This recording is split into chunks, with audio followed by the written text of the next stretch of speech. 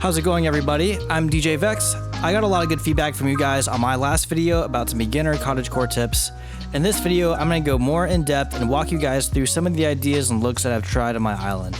So with all that out of the way, let's get started.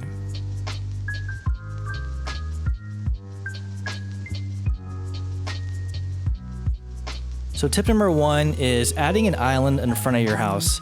So this is Bruce's house. Not only did I move his house all the way in the back of my island where you get this nice view of the sky, I also expanded this river nice and wide, so that way I can have enough room for this island.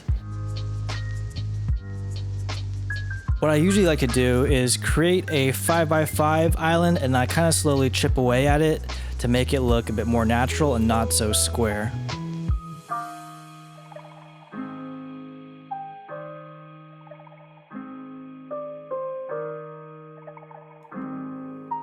On the island, I always like to have at least a cedar tree, a few flowers, a bush, and I'll throw an item or two on there, along with some custom patterns. For this island, I ended up adding some stone custom patterns and a bucket.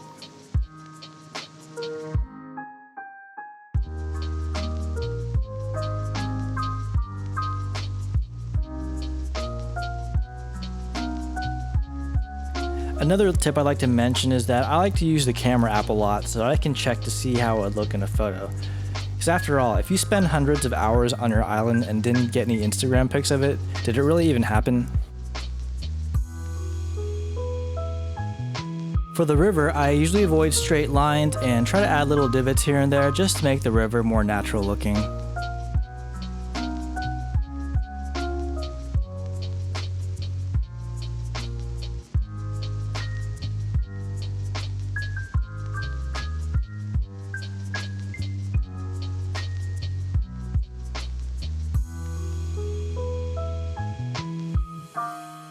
One little trick here is I like throwing down a dirt path and then putting a flower on top of it from time to time. I think occasionally doing this makes the ground seem a little bit less boring.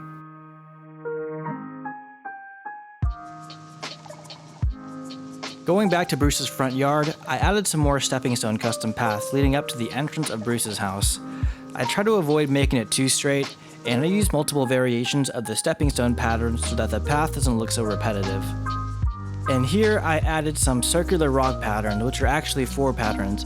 I've seen it being used quite a bit on other cottagecore themed islands, so I thought I'd try it out.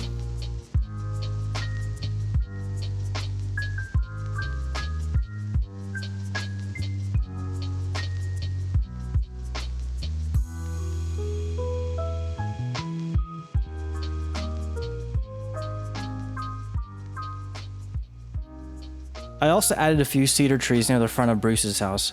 I tried not to make them lined up perfectly with each other.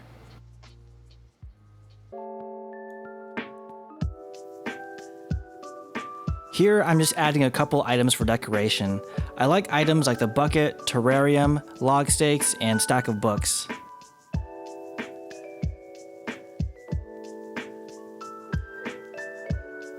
So here's the final result that I ended up with. We have log stakes, a stack of books, tiny library, clothesline, along with the rattan table and terrarium on top of the cliff.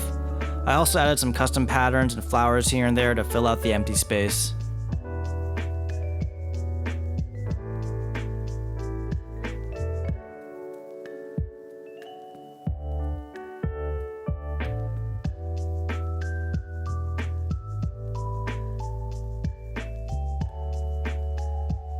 Here's another part of my island that I worked on a while back.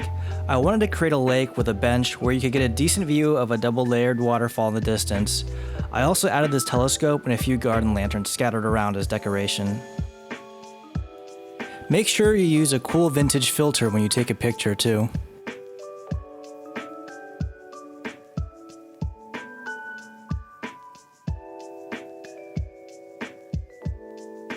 I also think that placing a lake or a large body of water around this part of the map seemed to look best in my opinion, as opposed to placing the lake further above or below this row.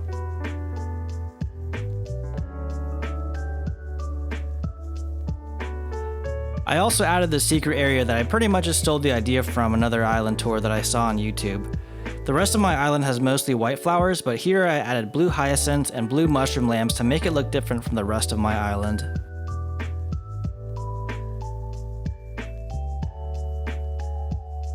Alright guys, that wraps up the end of my video. Thank you so much for taking the time to check it out. If you have any questions or any guides you'd like to see me make in the future, drop a comment down below. Give it a like if you liked it, and think about subscribing for more future content like this. It really helps me out with the YouTube algorithm. And I'll see you guys next time.